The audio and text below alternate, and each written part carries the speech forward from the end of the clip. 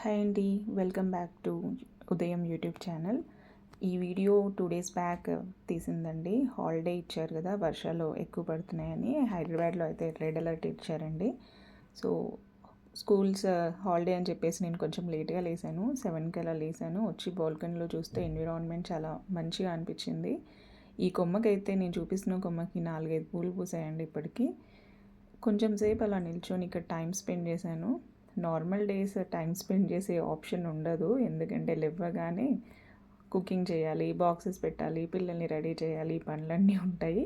So కొంచెం సేపు బాల్కనీలో నిల్చొని రిలాక్స్ అయిన తర్వాత నేనైతే ముందు రోజు తోమిన గిన్నెలన్నీ సర్దేసుకున్నాను. గిన్నెలు సర్దడము, బట్టలు మడత పెట్టడం అనేది ఒక పెద్ద టాస్క్ లాగా అనిపిస్తుందండి. ఉన్నవి క్లీన్ చేసుకోవడం ఈజీగా అనిపిస్తుంది, మళ్ళీ వాటిని సర్ది వాటి ప్లేస్లో పెట్టడం కొంచెం పెద్ద టాస్క్ లాగా ఉంటుంది, కానీ తప్పదు, చేయాలి.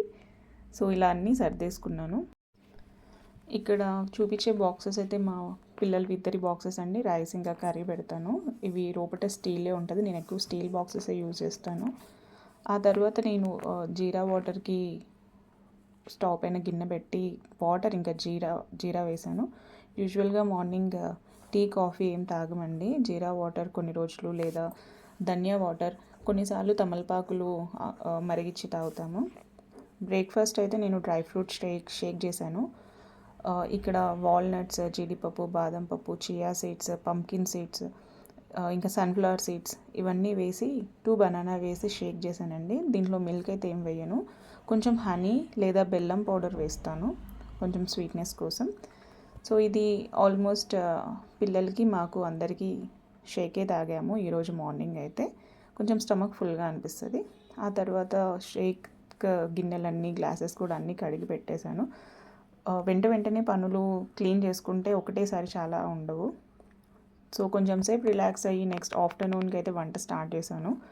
పప్పుచారు చేద్దామని చెప్పేసి పప్పు కుక్కర్లో పెట్టాను, ఇంకా రైస్ కూడా పెట్టాను. ఇంకొక స్టవ్ పైన క్యాప్సికమ్ కర్రీ చేద్దామని గిన్నె పెట్టి ఆనియన్, పచ్చిమిర్చి ఫ్రై అయిన తర్వాత అల్లం వెల్లుల్లి పేస్ట్ వేసి క్యాప్సికమ్ వేసాను. సో పప్పుచారుతో పాటు ఒక కర్రీ సైడ్కి అంచుకోవడానికి ఉంటేనే కొంచెం మంచిగా అనిపిస్తుంది. సో అన్ని రోజులు ఇలా వెంటనే 2 కర్రీస్ 3 కర్రీస్ చేయడానికి అవ్వదు కదా, సో హాలిడే ఉన్న రోజు మాత్రం చేస్తాను. సో రైస్ కలిపి పెట్టాను ఇక్కడ, అండ్ క్యాప్సికమ్ కూడా మళ్ళీ ఒకసారి కలిపాను. సో ఈలోపు పప్పు విజిల్ వచ్చేసింది.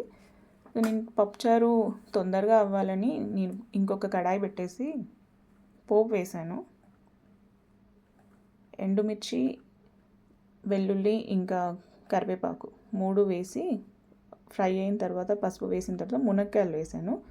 సో ఏంటంటే పప్పు ఉడుకుతుంది అండ్ చింతపండు రసం వేసేసి పప్పు వేడయ్యేలోపు ఇక్కడ పోపు అనేది వేసి మునక్కాయలు వేసి వాటర్ వేస్తాను కొంచెము. సో మునక్కాయ కూడా ఉడుకుతుంది, లైట్గా ఉడుకుతుంది.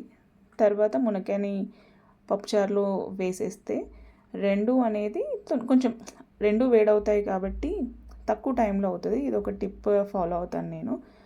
అంటే పప్పుచారు చేయడానికి కొంచెం టైం టేకింగ్లా అనిపిస్తుంది కదా, సో ఇలా చేస్తే నాకు చాలా తక్కువ టైంలో మునక్కాయ ఉడుకుతుంది అండ్ పప్పు చారు కూడా అయిపోతుంది. సో క్యాప్సికమ్ కర్రీలో అయితే నేను పుట్నాల పొడి వేసాను, కొంచెం ఫ్రై టెక్చర్ వస్తుంది. 2 మినిట్స్ ఉంచేసి గిన్నె దించేసానండి. పప్పుచారు కూడా ఆల్మోస్ట్ అయింది. సో పప్పుచారులో పచ్చిమిర్చి కారం కొంచెం తగ్గినట్టు అనిపించింది. సో నేను కొంచెం కారపొడి ఇంకా ఉప్పు వేసుకున్నాను అండ్ లాస్ట్కి కొత్తిమీర వేసాను. ఇది ఒక 5 మినిట్స్ అలా మరిగిచ్చేస్తే పప్పుచారు కూడా ఆల్మోస్ట్ డన్ అండి. సో నేను వంట చేసేలోపు మా వాళ్ళైతే కూర్చొని హాయిగా సినిమా ఎంజాయ్ చేస్తున్నారండి. హాలిడే వచ్చిందా అంటే ఖచ్చితంగా ఒక మూవీ కవర్ చేస్తారు. Thank you for watching.